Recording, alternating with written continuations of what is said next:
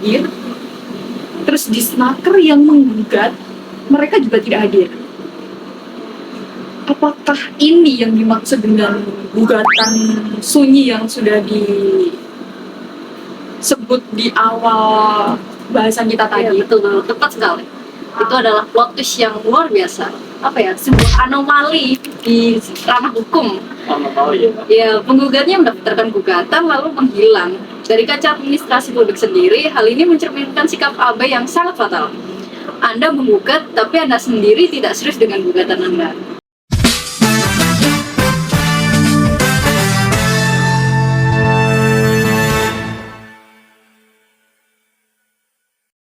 Halo semuanya, kami dari kelompok 8. Di sini kami akan membahas mengenai kasus dan juga membedah persimpangan antara hukum, birokrasi, dan hak-hak sebagai warga negara. Saya Rafael Jessica sebagai moderator yang ditemani oleh dua rekan saya, Zidni, analis hukum dan fakta kita. Halo semuanya, saya Zidni Muntaharido. Dan juga Beril, analis kita yang akan melihat kasus ini dari kacamata administrasi publik. Halo semuanya, saya Beril Siraflandri. Jadi hari ini kita punya satu studi kasus, yaitu gugatan sunyi di PT UN Surabaya, yaitu seorang warga negara melawan sebuah dinas besar yang ada di Provinsi Jawa Timur. Anda barusan mengatakan gugatan sunyi. Gugatan sunyi itu merupakan frasa yang sangat menarik ya. Untuk kasus ini tuh bukan cuma soal menang atau kalah, tapi bagaimana cara menanganinya dan bagaimana sikap birokrasi dalam menghadapinya, yang menunjukkan cerminan akuntabilitas yang sesungguhnya. Tepat sekali. Selanjutnya untuk Zidni, boleh menceritakan ke awal mula kasus ini, siapa melawan siapa dan juga apa sih masalahnya? Oke, baik. Jadi saya akan menceritakan awal mulanya itu bagaimana ya. Jadi ini adalah sengketa informasi publik. Perkara ini terdaftar di PT UN Surabaya dengan nomor 99-G-KI-2024 PT UN Surabaya. Jadi di sini pihak pertamanya itu adalah seorang warga negara, yaitu Bapak Irlan Baharianto, seorang warga yang bekerja sebagai di wira swasta. Pihak kedua adalah badan publik, yaitu Kepala Dinas Tenaga Kerja dan Transmigrasi Provinsi Jawa Timur. Jadi kasus ini terjadi antara warga dengan Disnaker Jatim, betul seperti itu? Betul. Lalu apa sih yang diminta oleh Pak Irlan ini sampai menjadi kasus?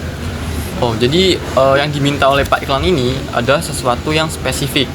Jadi kayak awal-awal Pak Irlan ini meminta salinan dokumen bernama Nota Pemeriksaan 1. Ini adalah suatu dokumen hasil pemeriksaan pengawas ketenagakerjaan terhadap sebuah perusahaan, yaitu PT Citra Selera Makmur.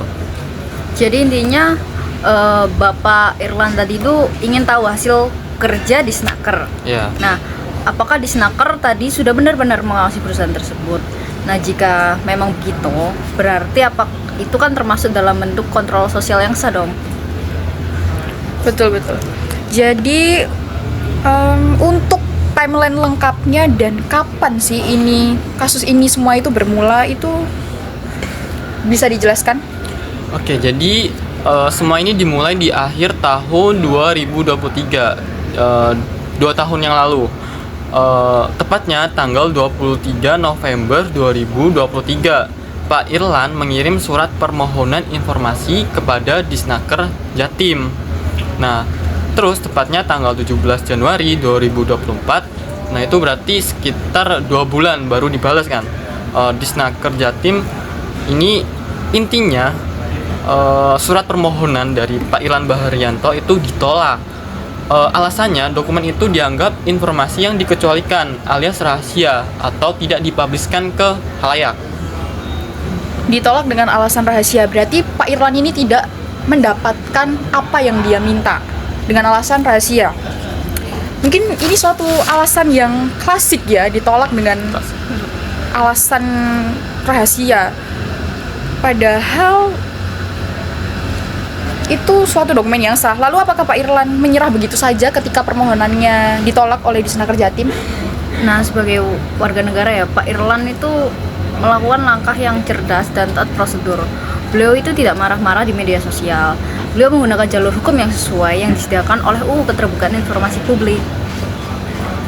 Tepat sekali, alurnya sangat jelas. Yang pertama itu dari sisi tahap keberatan internal dulu. Baik dari pemohon si Pak Irlan dan juga si Disnaker itu. Nah, sekitar Februari 2024 Bapak Irlan ini pasti mengajukan keberatan administratif. Ini adalah surat banding internal yang ditujukan ke atasan Disnaker, tapi hasilnya tidak memuaskan. Nah, karena hasilnya tidak memuaskan, karena gagal, di sekitar Maret sampai April tahun 2024 Pak Irlan ini membawa sengketa ini ke lembaga peradilan, yaitu Komisi Informasi Provinsi Jawa Timur. Jadi permasalahan ini bermula di Komisi Informasi, betul begitu? Betul. Lalu kenapa sih permasalahan ini tidak langsung naik ke PT UN, dan kenapa kasus sengketa informasi publik harus dibawa ke KI terlebih dahulu sebelum naik ke PT UN? Oke, jadi alasannya kenapa suatu perkara sengketa publik itu harus diselesaikan di KI dulu sebelum kita mengajukan banding. Jadi itu sebuah upaya administratif wajib. Jadi berdasarkan hukum acara PT UN dan UU nomor 14 tahun 2008 tentang keterbukaan informasi publik, penyelesaian sengketa di KI dianggap sebagai upaya administratif di tingkat pertama sebelum kita mengajukan banding ke yang lebih tinggi. Hal ini hal yang wajib dilalui sebelum mengajukan gugatan ke pengadilan. Hal ini serupa dengan prinsip exhaustion of administrative remedies, atau bisa kita kenal habisnya upaya administratif dalam hukum tata usaha negara. Nah, jadi untuk teman-teman yang belum tahu apa sih Komisi Informasi adalah salah satu lembaga independen yang berwenang untuk menyelesaikan sengketa semacam ini. Lalu di situ, di Komisi Informasi sendiri, apa aja sih yang terjadi? Prosesnya itu apa saja? Nah, sekarang kita kulik apa yang ada di KI ini. Setelah proses sidang adjudikasi pada 4 Juli 2024, Komisi Informasi mengeluarkan putusan. Nah, setelah melalui beberapa sidang nih, kan menghasilkan KI memenangkan Pak Irlan. KI ini memerintahkan Disnaker untuk membuka dan memberikan dokumen itu. Jadi di sini tuh yang menang di si Pak Irlan yang memutuskan KI ini. Iya. Gitu. Lumayan plot twist ya. Plot twist banget, seorang warga negara bisa memenangkan Sebuah dinas yang cukup besar gitu. Jadi salah satu alasan kuat Pak Irlan menang di sini tuh karena pihak Disnaker Jatim sendiri sebagai pihak yang digugat tercatat tidak pernah hadir dalam persidangan di KI tadi untuk membela argumen kerahasiaan mereka ya. Jadi Disnaker ini digugat, tapi mereka tidak pernah datang ke sidang. Betul begitu? Betul. Ini menarik sih. Jadi Disnaker kalah di KI. Betul. Tuh. Lalu apakah Disnaker nih terima dengan putusan itu karena pihaknya kalah? Nah, tentu tidak. Dan ini adalah inti dari kasus kita, yaitu ke tahap gugatan PT UN pada 18 Juli 2024. Karena tidak terima di KI, si Disnaker Jatim ini melakukan banding. Mereka tidak terima bahwa putusan KI ini, lalu mereka menggugat putusan KI itu ke Pengadilan Tata Usaha Negara Surabaya. Jadi yang lebih tinggi PT UN. Padahal mereka sendiri itu nggak datang ya. Nggak pernah datang di dalam sidang. Kalah terus aju banding lagi. Benar. Nggak terima. Nah, coba kita pahami dulu situasinya. Sekarang posisinya terbalik nih, di PT UN Disnaker Jatim sebagai penggugat dan Pak Irlan tadi sebagai tergugat. Secara logikanya, penggugat adalah pihak yang paling berkepentingan untuk hadir dan membuktikan gugatannya, bukan? Nah, sedangkan dari pada DKI sebelumnya, pihak Disnaker Jatim sendiri tidak pernah hadir. Lalu apakah ketika di PT UN pihaknya juga hadir? Enggak juga. Kalau dari hasil diskusi ini ya, di PT UN ini adalah klimaks dari cerita ini. PT UN menjadwalkan sidang beberapa kali di bulan September dan juga bulan Oktober 2024. dan Majelis Hakim PT UN mencatat fakta yang sangat ironis. Memanggil jadwal persidangan itu, baik pemohon keberatan si Disnaker Jatim yang mengajukan banding tadi maupun termohon keberatan Bapak Irlan Baharianto ternyata sama-sama tidak pernah hadir dalam seluruh rangkaian sidang di PT UN. Menarik banget.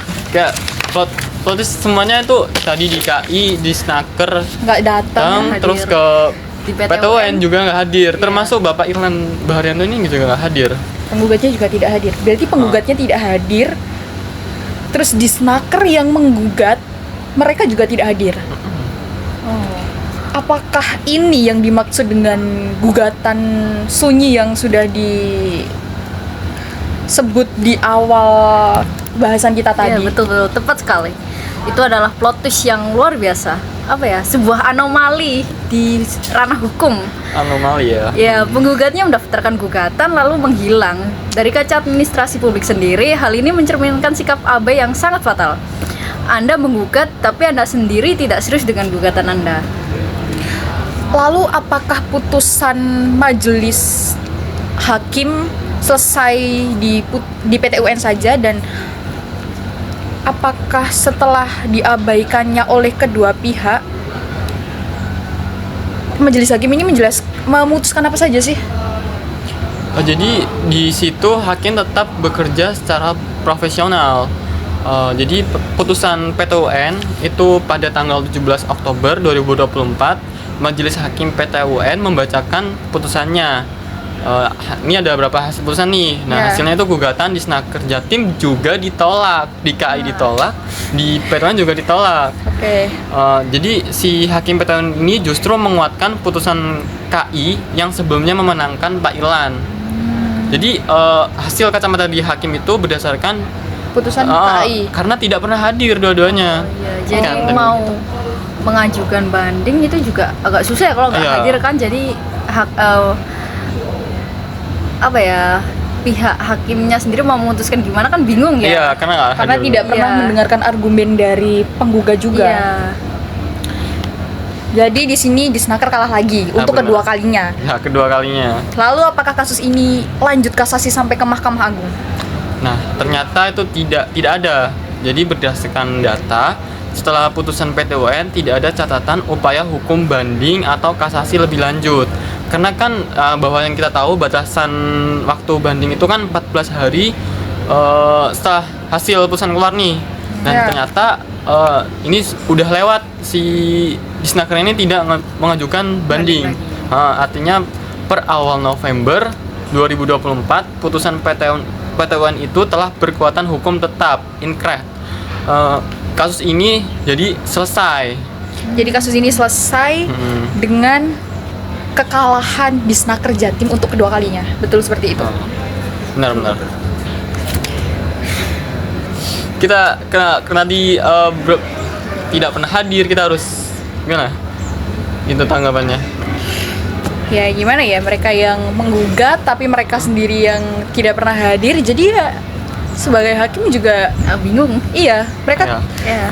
dari pihak PT UN sendiri tidak bisa mendengarkan ya argumen yang seharusnya dikuatkan oleh Disnaker Jatim supaya mereka bisa menang.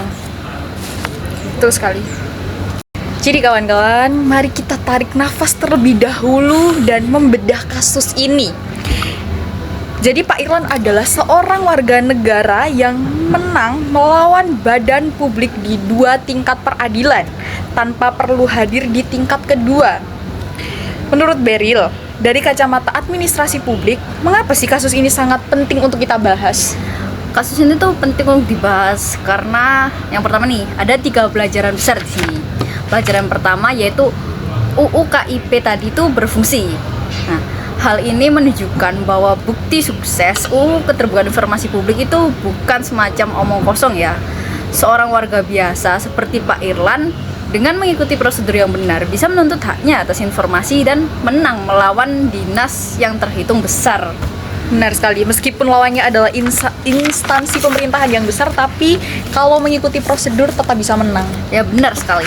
Dan ini membawa kita ke pelajaran kedua, yaitu kasus ini mencerminkan buruknya akuntabilitas birokrasi. Nah, ini yang paling fatal, di mana kekalahan Disnaker Jatim tadi bukan karena argumen hukumnya yang lemah.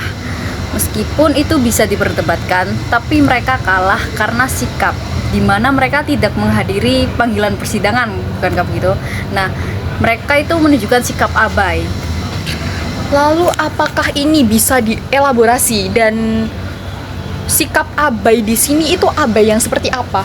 Jadi sikap abai yang dilakukan oleh Disnaker Jatim tadi, mereka tuh tidak hadir di persidangan di KI untuk membela argumen rahasia mereka. Lalu mereka tidak hadir pula di sidang PT UN saat mereka sendiri yang jadi penggugat. Ini cukup lucu sebenarnya. Dan ini tuh menunjukkan rendahnya akuntabilitas, sikap meremehkan proses hukum, dan mungkin ketidaksiapan untuk berdebat secara terbuka. Oke, jadi saya ingin menambahkan dari sisi hukum proseduralnya ya. Ya, silakan. Dalam hukum acara, ketidakhadiran penggugat itu fatal. Majelis Hakim PT UN dalam pertimbangannya pada dasarnya berkata, Anda yang menggugat, tapi Anda tidak pernah datang untuk membukti gugatan Anda.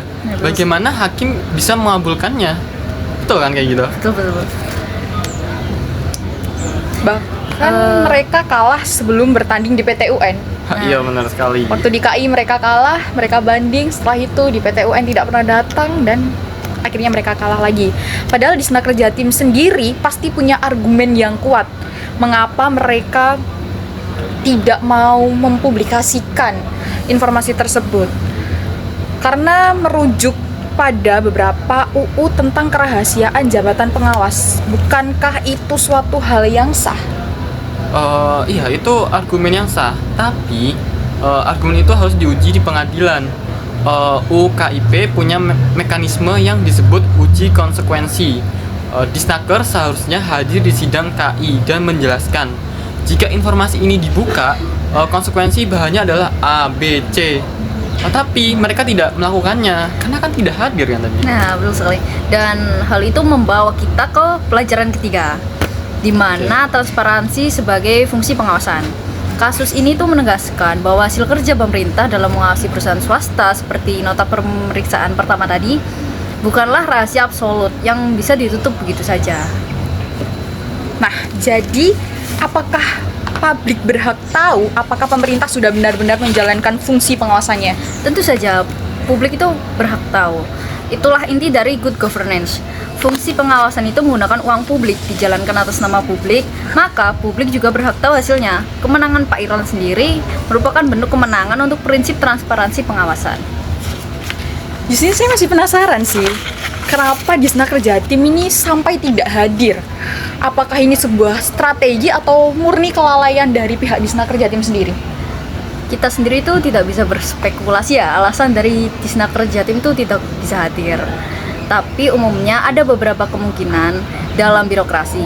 Bisa jadi karena miskoordinasi internal, bisa jadi menganggap sengketa informasi ini tuh tidak penting dibanding urusan lainnya. Karena kan Pak Irlan sendiri warga biasa, mungkin dari pihak Disnaker Jatim berpikir kayak, ini tidak terlalu penting lah untuk dibawa ke PT UN atau semacamnya.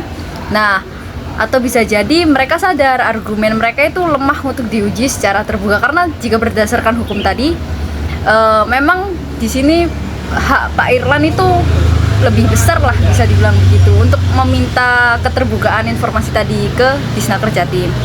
Apapun alasannya, hasilnya juga sama ya, apa yang dilakukan itu fatal gitu lah. Nah, dan secara hukum, lagi-lagi secara hukum nih, ketidakhadiran mereka di KI membuat dalil Pak Irlan ini tidak terbantahkan. Lalu ketidakhadiran mereka di PT UN membuat gugatan mereka sendiri tidak berdasar. Ini adalah kekalahan ganda yang disebabkan oleh kelalaian prosedural. Sebuah diskusi yang sangat luar biasa ya. Dapat kita simpulkan bahwa kasus 99-G-KI-2024-PT UN Surabaya ini adalah sebuah studi kasus yang cukup rumit. Selanjutnya kita dengar kesimpulan dari sisi hukum yang akan dijelaskan oleh Zidni. Oke, jadi di sini saya dapat menyimpulkan sederhananya hukum acara adalah raja. Anda tidak bisa mengabaikan pengadilan sidang. Kedua, UU KIP menyediakan alur yang jelas. Dan Komisi Informasi adalah lembaga yang putusannya wajib dihormati dan dilaksanakan, kecuali ya dibatalkan oleh pengadilan yang lebih tinggi. Dalam kasus ini, putusan KI justru dikuatkan oleh PT UN. Betul. Lalu kalau kesimpulan dari sisi administrasi publik sendiri, Tuh, kalau dari kasus ini ya bisa digambarkan tuh birokrasi tidak lagi hidup di dalam benteng kerahasiaan. Di era yang transparansi saat ini, setiap badan publik itu harus siap, mau, dan mampu mempertanggungjawabkan setiap tindakannya di ruang publik, termasuk di pengadilan. Sikap Disnaker Jatim tadi yang abai dan meremehkan proses hukum itu merupakan bentuk pengkhianatan terhadap prinsip akuntabilitas itu sendiri. sebuah gugatan sunyi yang akhirnya dimenangkan oleh warga yang taat prosedur melawan birokrasi yang abai pada prosedur. Baik, sebuah diskusi yang luar biasa. Terima kasih untuk Sydney atas rincian dan faktanya. Oke, ini diskusi yang luar biasa ya. Sebenarnya terima kasih juga. Jadi pelajaran yang kita bisa ambil ketika kita menjadi sebuah warga negara yang biasa-biasa aja kayak kita sebagai warga negara ini jangan takut untuk menuntut hak karena dan juga jadi birokrasi, jangan pernah remehkan panggilan sidang. Mentang-mentang suatu instansi itu tidak mau hadir dengan angan-angan bisa menang di peradilan. Padahal di sini faktanya si Pak Irlan Bahri itu sebagai warga negara bisa menangkan kan. Oh, berarti selama kita menjalani prosedur yang sesuai dan kita sendiri memang punya hak gitu, ya nggak perlu takut lah ya. Iya. Artinya kita jangan takut sebagai warga negara karena kita sama haknya dengan Dan terima kasih juga untuk Beril atas hasil analisisnya. Nah, saya juga berterima kasih karena telah mendapatkan kesempatan untuk berdiskusi ya, untuk membahas kasus yang sangat unik ini, yang ada anomalinya juga. Kasus ini juga membuktikan bahwa pengawasan terbaik atas pemerintahan itu ya memang dari warga negaranya, kayak seperti istilah kan namanya dinas itu kan pasti ada kepala dinasnya kan pejabat atau mungkin dari pemerintah sendiri kan dipilih oleh warga dan untuk warga, bukan begitu? Betul. Jadi teman-teman semua, terima kasih telah mendengarkan hasil diskusi dari kelompok kami. Kami dari kelompok 8 pamit undur diri. Terima kasih dan sampai jumpa di kesempatan berikutnya.